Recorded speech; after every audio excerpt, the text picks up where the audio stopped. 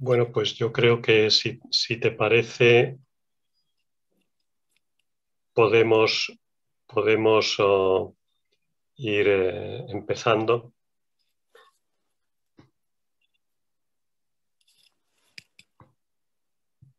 Eh, bueno, bienvenidos todos a este webinar de la Sejong que cuenta con el patrocinio de Ligi. Le doy las gracias al patrocinador y muy especialmente le doy las gracias al ponente de este webinar, que es el doctor Adolfo Díez Pérez. Él, como veis en la pantalla, es investigador del Instituto del Hospital del Mar y ya sé que es un tópico esto, pero porque es lo que se suele decir con cierta frecuencia, pero él no necesita presentación. Diría más, es que en realidad no es necesario ni decir los apellidos. En este campo, en nuestro país, si uno dice Adolfo, todos sabemos a quién nos estamos refiriendo. Yo creo que eso es una manifestación inequívoca del prestigio que tiene en nuestro país entre las personas dedicadas al campo de la osteoporosis y en general del metabolismo óseo, y también lo tiene fuera, como no, pero desde luego en España, con decir Adolfo, todo el mundo sabe a quién nos referimos. Él ha sido presidente de la Sejong, tiene multitud de reconocimientos, multitud de trabajos que yo sería incapaz de ir señalando de forma pormenorizada ahora. Y lo cierto es que tiene contribuciones muy importantes en muchas áreas relacionadas con la osteoporosis y con otras enfermedades del esqueleto. Y entre otras tiene también contribuciones muy importantes y contribuciones que han sido pioneras a nivel mundial en este tema que nos toca hoy, que es el de las fracturas atípicas de fémur. Por eso, lo cierto es que me resultaría difícil pensar en ninguna otra persona que en nuestro país pudiera estar más capacitada que él para hablar de este tema. O sea que tenemos muchísima suerte de tenerle aquí. Muchas gracias, Adolfo. Y enseguida te voy a dar la palabra. Únicamente os indico que al final de su charla pues tendremos la oportunidad de hacerle las preguntas que queramos. Por ordenarlo un poquito, vuestras preguntas en principio las vamos a hacer a través del chat, de manera que las podéis ir haciendo a lo largo de la exposición o al final cuando queráis, y yo se las iré leyendo a él porque pierde un poco de viveza con las preguntas verbales, pero como somos muchas personas las que estamos conectadas, es más fácil de organizar. Así que nada, de nuevo una vez más, gracias Adolfo y cuando quieras. Muy bien, pues muchísimas gracias, José Antonio, por la amabilísima presentación. Quiero también dar las gracias a la Sejong por invitarme. La verdad es que hacer una presentación en la Sejong tiene un aspecto positivo, que es que haces una presentación en casa para amigos, y tiene un aspecto ya no tan positivo, que es que siempre es un compromiso, porque el nivel científico de la sociedad y de los miembros siempre es muy exigente y tienes que hilar fino cuando hablas para esta audiencia. Efectivamente, lo que voy a hacer hoy es hablar de fractura atípica de fémur. Voy a ver si consigo pasar la diapositiva. Veo que la he pasado hasta muy deprisa. Estos son mis conflictos de interés. Os dejo unos segundos para que los veáis. Y el esquema de la exposición que vamos a hacer ahora en este rato va a ser un primer punto de definición y epidemiología, luego algo de fisiopatología, hasta donde se sabe, y un apunte de la genética de este problema, y finalmente, pues, una pequeña referencia al tratamiento. La epidemiología se suscita cuando se presentan por primera vez, hace ya casi un par de décadas, este tipo de fracturas. Esta es una fractura típica de fragilidad en la diáfisis del fémur, que tiene la característica que no es la fractura de cadera osteoporótica que nosotros vemos normalmente en clínica, sino que reúne una serie de propiedades que son los que acabó definiendo la Sociedad Americana de Hueso, que son los criterios que expongo en esta diapositiva. Los mayores son la localización en cualquier punto del fémur, por debajo del trocánter, que se producen sin trauma o con un trauma mínimo, que tienen esta configuración transversa o ligeramente oblicua, que son unas fracturas limpias, lineares, casi nunca tienen fragmentos, no son conminutadas, y que es una fractura completa con pico medial o una fractura incompleta, en cuyo caso afecta solo al córtex lateral. Hay también unos criterios menores, como es la reacción perióstica del córtex lateral, con aumento del grosor de la cortical. Se pueden presentar y se suelen presentar síntomas prodrómicos. Con relativa frecuencia se producen síntomas y también fractura contralateral, se producen en los dos fémurs. Tienen problemas de consolidación, normalmente se dilata mucho, y se suelen asociar a comorbilidades como déficit de vitamina D, artritis reumatoide, hipofosfatasia, ahora iremos sobre ese punto.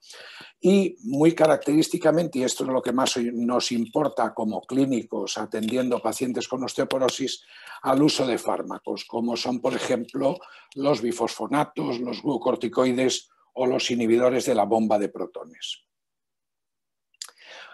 Muy recientemente está todavía la publicación en formato electrónico. Yo creo que se ha añadido otro factor importante por su trascendencia clínica en la prevalencia, que es la diabetes. En el registro danés, como siempre en estos estudios de registro con decenas o centenares de miles de casos, en este caso 19.000 casi casos de diabetes tipo 1 y 300 y pico mil de tipo 2 y controles, hasta casi 1 millón, se vio que el riesgo de fractura diafisaria de fémur para los diabéticos de tipo 1 estaba aumentado a más del doble, mientras que para tipo 2 era el estándar de la población control. Hay enfermedades monogénicas que característicamente producen este tipo de fracturas, con este patrón fracturario y esta presentación clínica. Y una es la hipofosfatasia. Este es un caso de hipofosfatasia ya consolidado con su clavo intramedular. La pignodisostosis también es otra enfermedad que se asocia a fracturas atípicas del fémur, y aquí vemos un caso, y este es otro caso también de pignodisostosis con una fractura espectacularmente transversal, completa, que es el tipo de fractura que nosotros conocemos por sus características mecánicas y su presentación como atípica. Notad que en estos casos ya destaca el grosor importante de las corticales diafisarias. También la osteogénesis imperfecta se ha asociado a este tipo de fracturas. Este es un caso de Íñigo Echevarría y Pedro Carpintero, publicado aquí, un caso español, donde también en una osteogénesis se ve este patrón fracturario. Y también muy característicamente esta fractura se ve en raquitismos hipofosfatémicos ligados al cromosoma X. Esta es una diapositiva cortesía de Diana Ovejero, que ha estado trabajando mucho en esta enfermedad. Hay otras enfermedades monogénicas, como puede ser la osteopetrosis, el síndrome osteoporosis pseudoglioma o la osteoporosis ligada al cromosoma X, que también presentan esta fractura. De hecho, hay una serie de trastornos monogénicos óseos que los resume Nguyen en esta diapositiva, publicada hace un par de años, donde se ve que algunas están producidas por mutaciones en un simple gen, en un único gen, y otras pueden ser convergiendo en una forma clínica común, como es la osteopetrosis o la osteogénesis imperfecta, el producto de diferentes mutaciones, lo cual nos da una idea ya de que hay una heterogeneidad genética importante detrás de este tipo de fracturas, y luego volveremos sobre este punto. Y también es de resaltar que hay casos de fractura subtrochantérea en pacientes no tratados con bifosfonatos y en los que no se identifica ninguna de estas enfermedades monogénicas que acabamos de ver. Por lo tanto, la fractura de estas características, siendo un acontecimiento clínico muy poco frecuente, pero es un acontecimiento clínico que parece que también se puede dar en la población general o por lo menos con unas alteraciones subyacentes que no somos capaces de identificar. Hay una serie de factores de riesgo que se han identificado para estas fracturas. Hay varias publicaciones, aquí os traigo algunos de los más destacados. Es importante conocer que en la raza asiática es casi 7 veces más alta la frecuencia. Y luego hay una serie de factores como es el arqueo femoral o el abombamiento del fémur, el tratamiento con glucocorticoides, el tratamiento con bisfosfonatos y enfermedades como la artritis reumatoide o, como acabamos de decir, pues muy probablemente la diabetes mellitus tipo 1. El ángulo de arqueo femoral es una variable muy interesante porque el hecho de que la diáfisis del fémur esté abombada crea una distribución de las fuerzas de tensión y de presión, de las fuerzas mecánicas que se ejercen sobre el fémur simplemente por el peso del cuerpo, que hacen o inducen una propensión a un aumento de fuerzas de separación, de fuerzas tensiles en la parte externa de la diáfisis del fémur, que es curiosamente donde se producen estas fracturas. Y aquí vemos cómo este ángulo, que puede ser medido sobre una simple radiografía, pues tiene su importancia en determinar el punto en el que va a acabar apareciendo, en este caso, una fractura incompleta que puede acabar progresando a la fractura transdiafisaria total. Hay varios determinantes anatómicos en este ángulo de arqueo y uno de los más importantes es la presencia de una coxa vara. La coxa vara desalinea la diáfisis del fémur con respecto al vector de fuerza que ejerce el peso corporal y por lo tanto hace que la distribución en la caña diafisaria del fémur de las fuerzas mecánicas se haga de manera asimétrica y reposando más sobre la diáfisis externa, y ese puede ser uno de los condicionantes de su génesis precisamente en este hueso, precisamente en esta localización. De hecho, se ha establecido ya un sistema de gradación de este arqueo femoral. Esta es una publicación donde se clasifica en 3 grados. Grado 0 es nada de arqueo y grado 1, 2 y 3 depende que la línea media de la diáfisis ya esté rozando la parte endóstica de la cortical interna. La grado 2 en la cual ya esta línea se introduce en dicha cortical y la tercera en la cual ya es medial a la diáfisis interna del fémur. De estos condicionantes biomecánicos pues se han descrito a macroescala, como hemos visto, pues el ángulo cérvico diafisario o la curvatura diafisaria o arqueo, que puede ser también anterior y que crea esta configuración anómala, pero también se han descrito a escala microscópica algunas alteraciones en las propiedades materiales, como es mayor área de las osteonas y mayor heterogeneidad del tejido óseo, como factores de propensión a que se acumule una sobrecarga de estrés en una determinada zona anatómica y se acabe produciendo lo que desde un punto de vista macromicroscópico y biomecánico es muy parecido a una fractura de estrés. De hecho, estos factores geométricos han sido ya categorizados en una escala que ha sido publicada muy recientemente, aún está el artículo en línea, que es la escala del grupo de Sydney, en la cual integran varios de las mediciones anatómicas que vemos aquí resumidas en la diapositiva, y al final, en esta integración de medidas anatómicas, una de las cuales es el grosor de la cortical externa de la diáfisis del fémur, pues acaban configurando esta escala en la cual asignan un punto a cada una de estas variables. Edad superior a 80 años, una anchura de cuello femoral de 37 o más milímetros y un grosor en el trocánter menor de 5 milímetros.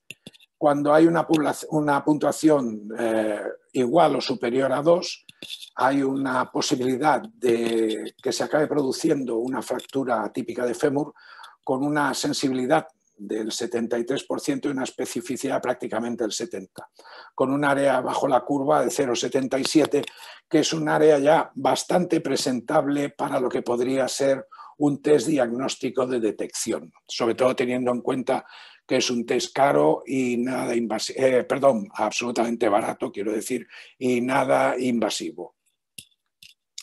Se han descrito también fracturas atípicas, en algunos casos aislados, en otros huesos, como puede ser este caso de fractura atípica de húmero o este caso de fractura atípica de cúbito.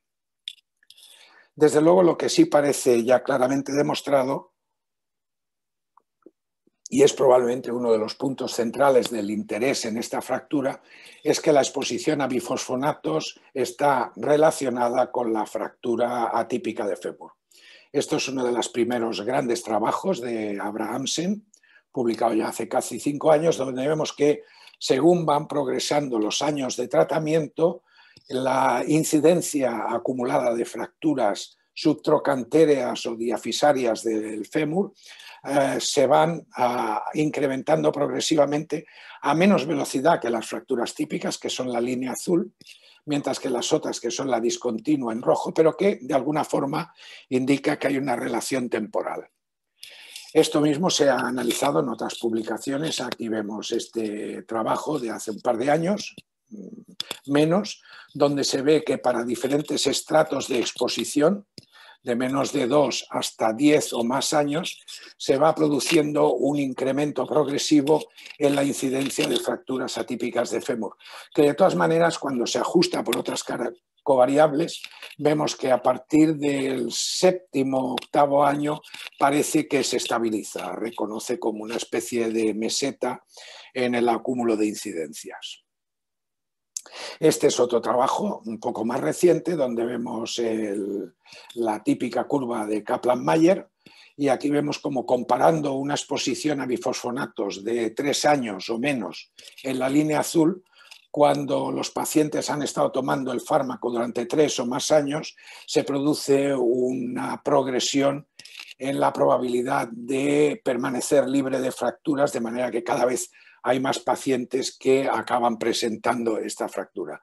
Notad que el eje de probabilidad está artefactuado para que la gráfica sea más visible. Quiero decir con ello que la incidencia total, de todas maneras, sigue siendo extremadamente limitada.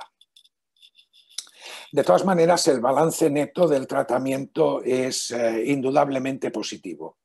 Esta es una primera revisión que hizo Dennis Black, donde vemos que por cada 800 fracturas vertebrales evitadas, por cada 220 fracturas no vertebrales y por cada 130 fracturas de cadera evitadas, se produce una fractura atípica de fémur.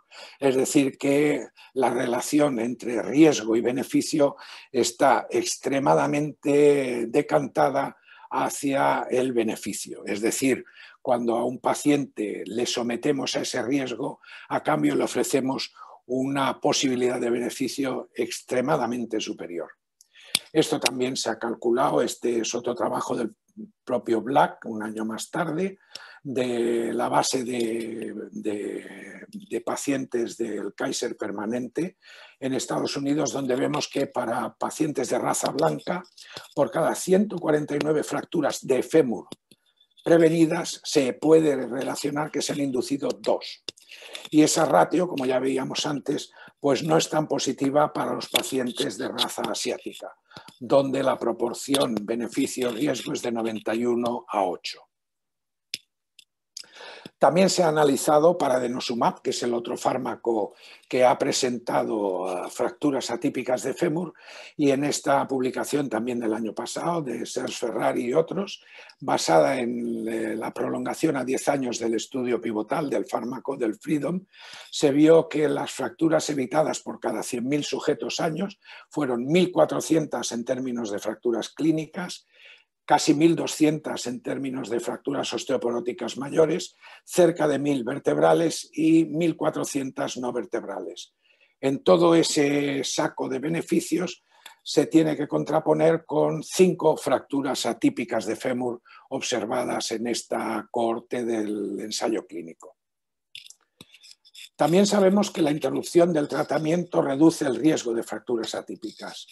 En otro estudio también basado en la base de datos en el registro de la Mutua Kaiser Permanente de Estados Unidos, en que se siguieron a 153.000 mujeres hasta 9 años y se analizó lo que ocurría al interrumpir los bisfosfonatos, se vio que la incidencia global era de 1,7, que había mayor incidencia en pacientes más jóvenes y asiáticas, pero que una interrupción del tratamiento ofrecía una reducción de riesgo al año de un 44% y a los 4 años de un 80%. No recoge el motivo de por qué se ha interrumpido el tratamiento y tampoco se recogen casos de fracturas incompletas o incipientes. ¿Qué sabemos de la fisiopatología? Pues la verdad es que no mucho.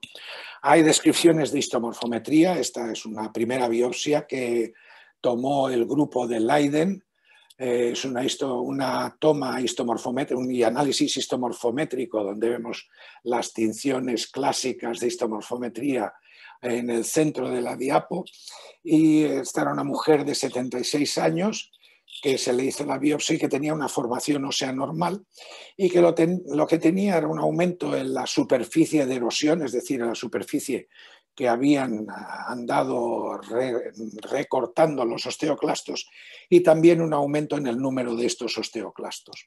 Esta biopsia estaba tomada en la diáfisis, pero no exactamente en el punto de la fractura, que es lo que nosotros sí que pudimos hacer en otro caso, que fue tomar la biopsia exactamente en el margen fracturario, y lo que se observó en el estudio histomorfométrico es que había aumento en las lagunas osteocíticas y había numerosas lagunas de reabsorción con osteoclastos, o sea que también parece un estímulo de la reabsorción, y además había focos en unas alteraciones que asemejaban osteonas con acúmulo de osteoides, o sea que parecía que podía haber también, convergiendo con esta actividad osteoclástica, una cierta tendencia a un grado discreto de osteopalacia. También había alteraciones en la mineralización, que estaba disminuida y era más heterogénea en esta zona donde se había concentrado la fractura atípica, y también había unos niveles de pirofosfato, lo cual llamaba mucho la atención, que estaban extraordinariamente aumentados. Había unos niveles de pirofosfato que estaban por encima del límite de detención y que se veía en la fractura atípica y no se veía en algunos casos de fractura convencional de fémur que se habían tomado como control, lo cual puede hacernos pensar luego que la vía del pirofosfato a lo mejor tiene alguna relevancia y volveremos a eso. En cuanto a la biomecánica ósea, nosotros hicimos una serie limitada de fracturas atípicas de fémur. Hicimos estudios mecánicos in vivo en la diáfisis del fémur y vimos que había un deterioro en las propiedades biomecánicas de las fracturas atípicas que no se producía en pacientes que habían estado recibiendo bisfosfonatos durante el mismo periodo, y desde luego no se producían los controles, y que era similar en cuanto al grado de deterioro a lo que se veía en el tejido óseo de fracturas convencionales de fémur. Por lo tanto, aquí pues había una alteración en la microindentación que, lástima, en el estudio que hizo también muy similar en cuanto a diseño el grupo de Harvard, de Mary Buxine, no se comprobó, quizá por una diferencia importante, que es que la microindentación que utilizó el grupo de Harvard fue microindentación de impacto, que es un estímulo mucho más similar a lo que es una fractura de alto impacto y de alta velocidad, una fractura por alto trauma, mientras que la técnica de microindentación que usamos nosotros es más parecido al daño por fatiga que se produce con sobrecargas cíclicas reiterativas. En cuanto al análisis genético, los resultados han sido poco alentadores. Este es un estudio de 52 casos frente a casi 5.000 controles poblacionales y 324 casos de pacientes tratados con bifosfonatos, donde se analizaron pues 29 genes candidatos y 7,5 millones de alteraciones o de polimorfismos de nucleótido simple, y no se detectó ninguna señal que se pudiera asociar a los casos de fractura. De hecho, los genes que se han implicado tanto en estudios de alteraciones monogénicas como en estudios de otro tipo, pues son muy numerosos, lo cual quiere decir que probablemente pueda haber muchas vías para llegar a este deterioro en la mecánica del hueso que consiga inducir un nivel de deterioro tan importante como para que se genere la fractura. En España también se han realizado estudios genéticos. Estos son 3 de ellos. El primero fue un estudio de genoma completo en 13 casos en que se estudiaron 21 de las variantes más comunes. El segundo fue un estudio en genes candidatos, aquí hay el de la fosfatasa alcalina y el del CYP1A1, y el tercero un análisis de exoma en 3 hermanas. El primero, que fue precisamente del grupo de nuestro moderador, estudió, como decíamos, estas alteraciones y encontraron bastantes de ellas, lo cual les llevó a la conclusión de que probablemente estas fracturas son poligénicas y se asocian a una acumulación de cambios en las regiones codificantes de varios gérmenes, de varios genes. Está uno siempre pensando en el coronavirus estos días. Varios genes, quería decir. El otro estudio, que es del grupo del Clínico, de Pilar Peris y Nuria Guañavens, lo que estudió fueron las mutaciones heterocigóticas en pacientes también con esta fractura y encontró unas mutaciones en estos 2 genes, y con la curiosa anotación de que los pacientes con variantes en el CYP1A1 tenían osteoporosis relacionable con glucocorticoides. Y el tercero de los estudios fue un estudio de oportunidad que hicimos en nuestro centro a partir de la colaboración con Córdoba, con el grupo de Manuel Quesada, en que tuvieron 3 hermanas que habían tenido fractura osteoporótica de fémur después de recibir las 3 tratamiento con bifosfonatos durante más de 3 años. Y lo que se vio en este estudio es que había una anomalía que estaba localizada en la vía del mevalonato, en la vía isoprenoide. Y estas 3 hermanas y otros casos que también hicimos el estudio también de genoma completo, en este caso, llegaban a presentar hasta 37 mutaciones raras en nada menos que en 34 genes.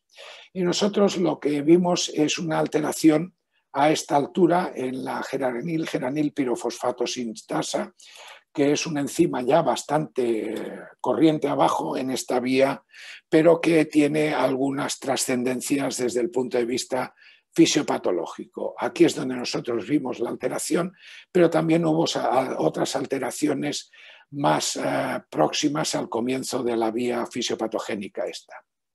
Y otras que estaban más tarde, igual que había encontrado el grupo del Clínico, también habían alteraciones en algunos de los casos en el CYP1A1.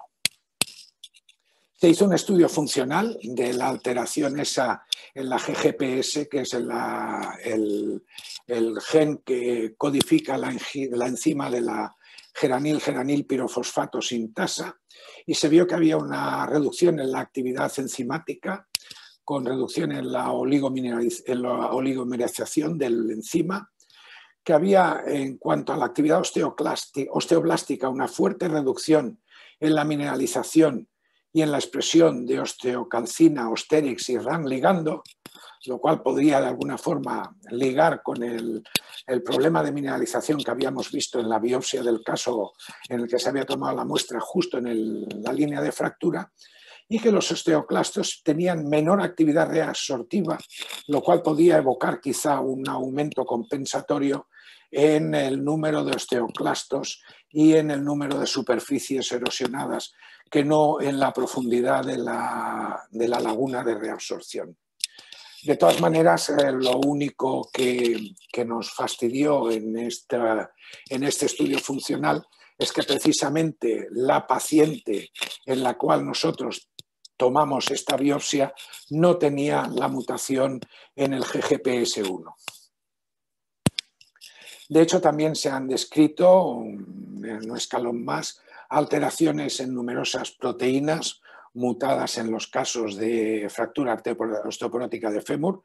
Esta es una revisión que hizo el grupo de Daniel Greenberg y Susana Balcells, donde vemos que la cantidad de flechas que señalan las proteínas que se han localizado alteradas en casos de fractura osteoporótica de fémur también son extraordinariamente numerosos. Todo lo cual lleva de nuevo a la hipótesis de que probablemente estas fracturas se generan por mutaciones muy poco frecuentes y por mutaciones combinadas, o sea que en muchos casos es poligénica, y que probablemente en presencia de uno o de varios factores desencadenantes pueden acabar originando la fractura atípica en pacientes con condiciones anatómicas perfectas. Cuando se reúnen todos estos factores es cuando se produce lo que podríamos denominar la tormenta perfecta. ¿Qué hay del tratamiento? Pues yo creo que lo más práctico para el tratamiento es que nos fijemos en la publicación, en esta revisión y recomendaciones de la ECTS publicada el año pasado, donde también participó Núria Guanyabens, en el cual en este trabajo se hacía este algoritmo de tratamiento. Como esto es bastante abigarrado y no espero que tengáis paciencia para llegar hasta el final, lo que he hecho es tratar de resumirlo aquí en estas recomendaciones que se emiten.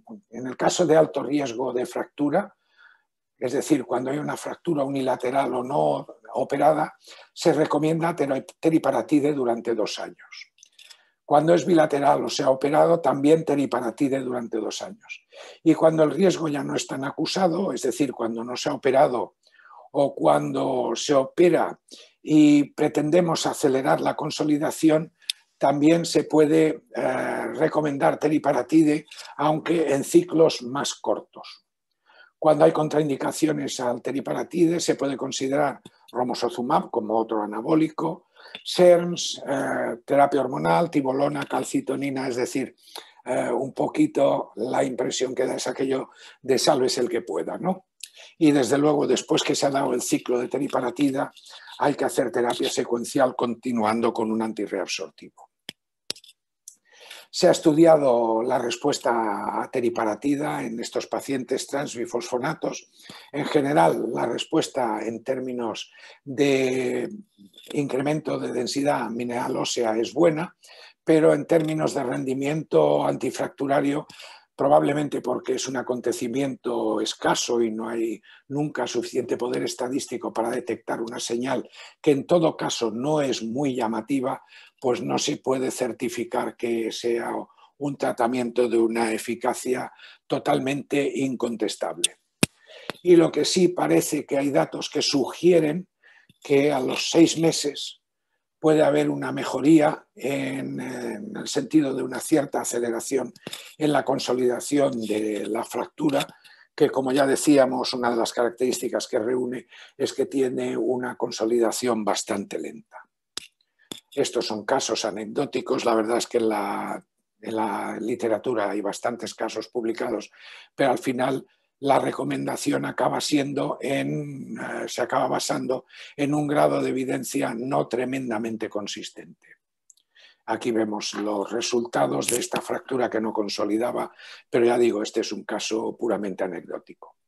Y sí que hay un trabajo muy curioso, que es un trabajo del grupo del desaparecido Per Arstenberg, el cirujano ortopédico sueco, que como en muchas cosas tiene algunos trabajos científicos realmente sorprendentes y realmente curiosos, yo creo que fundamentalmente por la gran capacidad visionaria que tenía, donde en 8 casos de fractura incompleta lo que hizo simplemente fue, después de estabilizar la diáfisis con un clavo, hizo un trucut en la fractura y la resecó.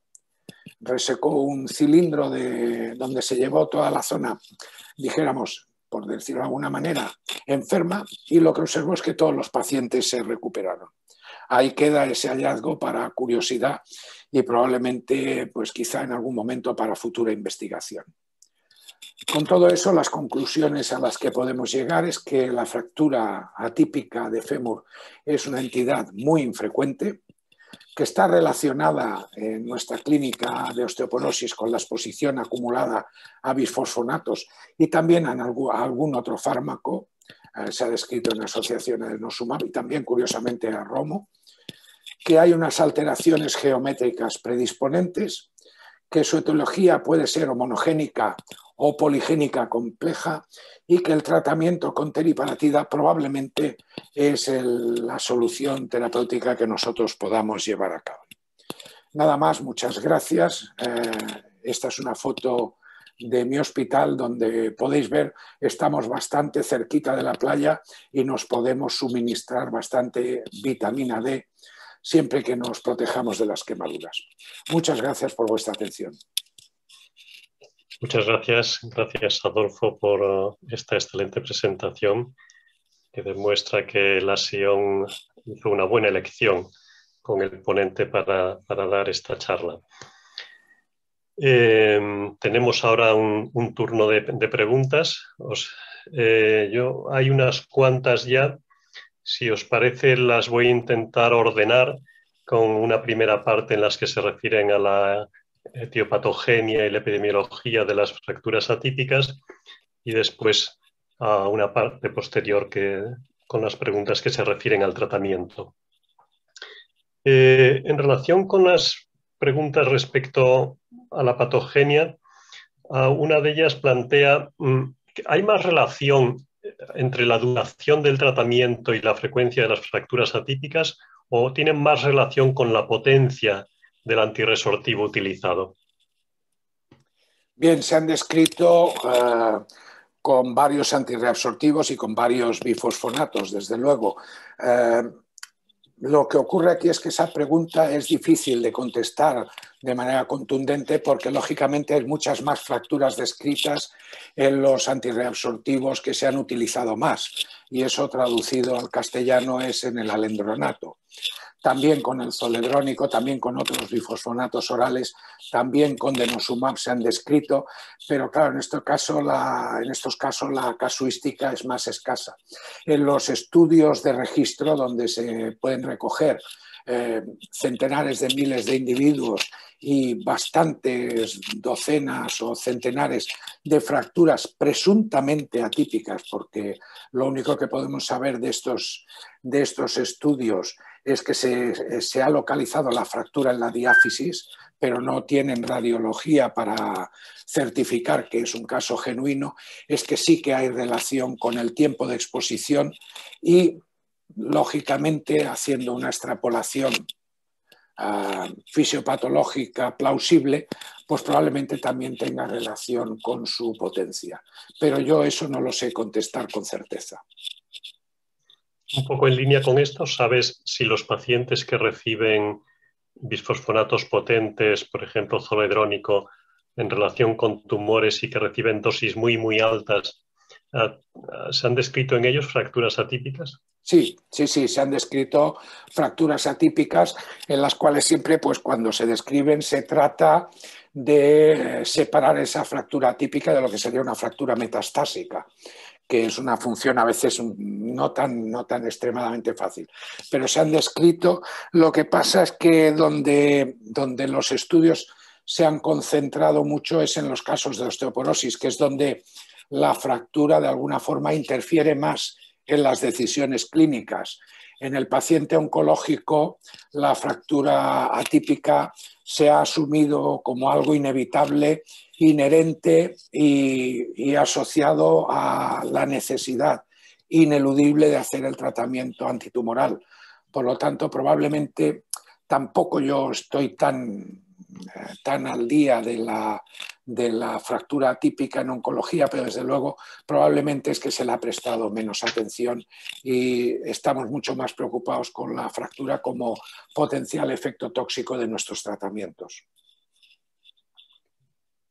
Usando también el papel de moderador, siempre me ha llamado la atención que estas fracturas que parece que guardan una relación clara con la disminución de la resorción de hueso, puesto que se asocian a antirresortivos y sobre todo antirresortivos utilizados durante mucho tiempo.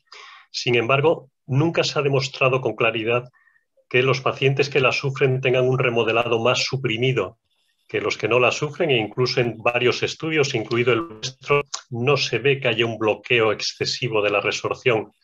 ¿Cómo explicas esto? Pues probablemente porque el tema es mucho más complejo. Si tú te fijas en la histomorfometría, que es la que nos da una foto mucho más directa de lo que está ocurriendo en el remodelado óseo, sí que hay aumento de la superficie de reabsorción, pero es una reabsorción no tan agresiva y probablemente lo que tiene mayor importancia sea y esto es una opinión personal basada en observaciones anecdóticas, probablemente tenga más importancia el acúmulo de fatiga tisular, según se demuestra por la mayor tamaño de las osteonas, por el hecho de que hay focos de acúmulo de osteoide y por el hecho, yo a mi entender, bastante importante, que hay un aumento espectacular, pero claro, estoy hablando de un caso que nosotros biopsiamos de pirofosfato.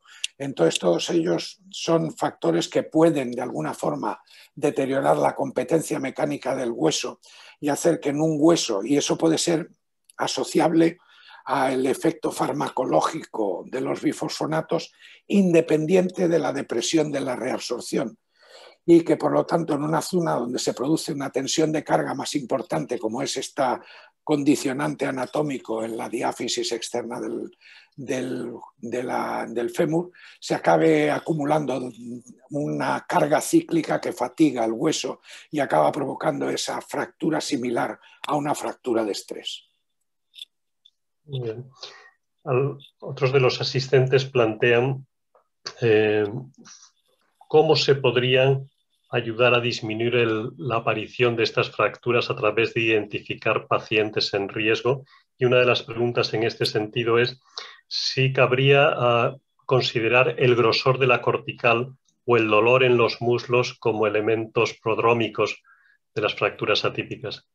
Desde luego, y eso es lo que ha intentado el grupo de Sydney, que vamos, si hay pródromos, desde luego ya te puedes poner las pilas y ahí se han desarrollado pues, programas de software que se pueden añadir a los densitómetros, técnicas de medición radiológica del grosor de la cortical, etcétera, donde vemos que si la cortical se está engrosando, y ya no te cuento si observamos ya una línea fracturaria similar a lo que podría ser una línea de Lusser en esa zona de cortical engrosada, pues ya podemos decidir inmediatamente suspender el antirreabsortivo en cuestión y posiblemente iniciar un tratamiento anabólico. Cuando tengamos, de ahí de nuevo chocamos con la baja frecuencia del problema, cuando tengamos escalas más validadas, y esta escala de Sydney yo creo que puede ser una aproximación bastante razonable a empezar a pensar en que cuando nosotros tenemos un paciente que lleva 3 años o más con un bifosfonato, tiene una radiografía que nos parece sospechosa o, desde luego, si tiene dolor en la zona diafisaria, pues a lo mejor podemos medir esas dimensiones. No es difícil de medir y calcular esa escala, y si tiene 2 puntos o más, pues considerarlo como un paciente ya de alto riesgo. Un poco en relación con esto también hay varios asistentes que plantean si crees que sería conveniente antes de iniciar tratamiento con bifosfonatos el realizar una radiografía de pelvis o de fémur para identificar esos factores geométricos que has comentado que se relacionan con el riesgo de fracturas atípicas. No es una idea insensata, desde luego, en absoluto, pero también te digo que que no he encontrado, por lo menos yo no conozco ningún estudio donde se establezca la prevalencia de estos arqueos femorales o de estas anomalías geométricas en la población control o en población que recibe bifosfonatos. Mi sospecha es que la mayoría de los que tienen esas anomalías probablemente no lleguen nunca a presentar esa fractura. Por lo tanto, ahí tienes dos decisiones que afrontar. Primero, privarles de la protección contra las muchísimo más frecuentes fracturas convencionales, o la segunda es darles un tratamiento alternativo. Claro, ahí se reduce mucho la cantidad de tratamientos. Probablemente si nosotros hacemos un tratamiento durante un periodo durante el cual el riesgo no aumenta demasiado, léase 3 años, y a continuación reevaluamos el caso, lo reconsideramos, vemos que las condiciones siguen presentes y nos empieza a preocupar un poco que se pueda acabar desarrollando esa fractura, a lo mejor podemos pasar a un tratamiento donde probablemente una estrategia secuencial sea útil. Pero todo lo que te estoy diciendo, todo lo que estoy comentando, es razonamiento puramente clínico. No conozco ningún trabajo que eso lo demuestre y que lo certifique. Sí, en relación con lo que has dicho, me gustaría subrayar una de las cosas que acabas de decir y que estaba también en tus diapositivas, y es que al final prácticamente se previenen unas 80 fracturas de cadera con un tratamiento con antirresortivos por cada fractura atípica que aparece, aparte de otras muchas en otras localizaciones, ¿no? Es decir, para poner el problema en perspectiva, ¿no? Otras muchas que son inductoras de morbilidad y de aumento de riesgo de mortalidad, o sea que tampoco son fracturillas de aquellas que tienen poca importancia. Efectivamente. Volviendo al tema de la patogenia y de la relación con los bifosfonatos, una pregunta plantea si en el caso de la osteogénesis imperfecta, que has comentado que es también un factor de predisposición para fracturas atípicas, si en estos pacientes con osteogénesis imperfecta las fracturas atípicas se relacionan también con bifosfonatos o están más relacionadas con la enfermedad de base. Están relacionadas con la enfermedad de base porque se ven en pacientes no tratados, y la pregunta tiene su importancia porque, claro, es el tratamiento de primera línea en estos pacientes. De nuevo, aquí estamos lidiando con una enfermedad poco frecuente, y la verdad es que yo en estos momentos no sé contestar con absoluta contundencia a si los pacientes con osteogénesis que han recibido bifosfonatos tienen mayor riesgo de esta fractura. No lo sé si hay alguien en la audiencia que lo puede contestar, a lo mejor a través del chat podría echarme un cable, pero yo en estos momentos no lo sé con certeza. Muy bien. Bueno, estaremos atentos al chat por si se responde. Si alguien me echa un cable, por favor.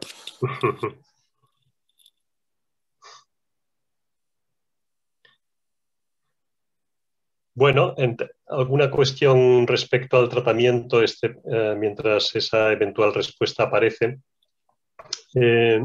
Una pregunta plantea si en los casos en los cuales la teriparatida está contraindicada, ¿podría ser de utilidad el tratamiento con BMPs, con proteínas morfogenéticas óseas localmente para favorecer la consolidación de las fracturas?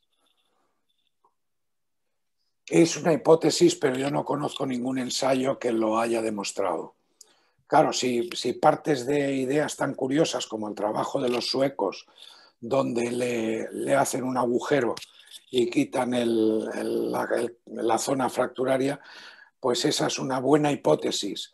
De todas maneras, probablemente no se detecta en la histomorfometría un déficit de formación que pudiera ofrecer un terreno de respuesta. Estamos más ante una fractura por estrés. Entonces la respuesta es que, bueno, si realmente pues tan mal está la cosa, la fractura no hay manera de que se consolide, pues yo creo que cualquiera de estos intentos basados sobre un razonamiento fisiopatológico es lícito. Hay algunas preguntas también sobre la cuestión de la posibilidad de recomendar tratamiento intermitente con bisfosfonatos para evitar el riesgo de fracturas atípicas. ¿Podrías comentar algo en cuanto a esto? Yo creo que está un poco en la línea de las vacaciones terapéuticas. Sí, sí, sí, claro, claro. Vamos a ver, los estudios que hay, que son sobre todo los que contestan con más eficiencia a la relación entre bifosfonatos y fracturas atípicas, son estudios que en la mayoría de los casos son de persistencia en el tratamiento. De todas maneras, teniendo en cuenta que los bifosfonatos son fármacos que se acumulan en el hueso y que mayor exposición indica mayor dosis acumulada en el tejido óseo y que nosotros lo que podemos especular es que es un efecto tisular del fármaco, probablemente esa no sea la solución. Quiero decir que si le das 9 años de tratamiento de un tirón o se lo das a plazos, a lo mejor el resultado final acaba siendo el mismo. Ten en cuenta que para que disminuya de manera apreciable el riesgo de fracturas atípicas tienes que estar bastantes años sin que el paciente esté recibiendo el fármaco. Entonces, no creo yo que haya un estudio que sea capaz de contestar con certeza a esa pregunta, y mi sospecha es de que dosis acumulada al final es dosis acumulada. En esta línea resulta sorprendente el trabajo que has comentado también de la SBMR, en el cual notaban una reducción muy rápida del riesgo de fracturas atípicas tras la suspensión de los bisfosfonatos. ¿Cómo lo explicas? Porque va un poco, es contradictorio con la idea que tenemos de que estos fármacos persisten mucho tiempo fijados a la matriz ósea, ¿no? ¿Cómo es Sí, posible que en un año o dos disminuya tanto el riesgo? pues mira, yo ahora no recuerdo detalles de eso porque además, si no recuerdo mal, es un trabajo que procede de un abstract. De todas maneras, lo que no recuerdo yo que en el trabajo ese se ajustara por otros factores, si se les había dado tratamiento o si se había tomado alguna medida ortopédica o si se había hecho alguna otra medida que pudiese ser una covariable que confundiese cuál es al final el resultado en términos de fractura. La otra posibilidad es que, independientemente de la acumulación tisular, algunos efectos sobre el remodelado pueden ser de muy larga duración, pero algunos otros efectos sobre la composición y la calidad del tejido pueden ser más reversibles.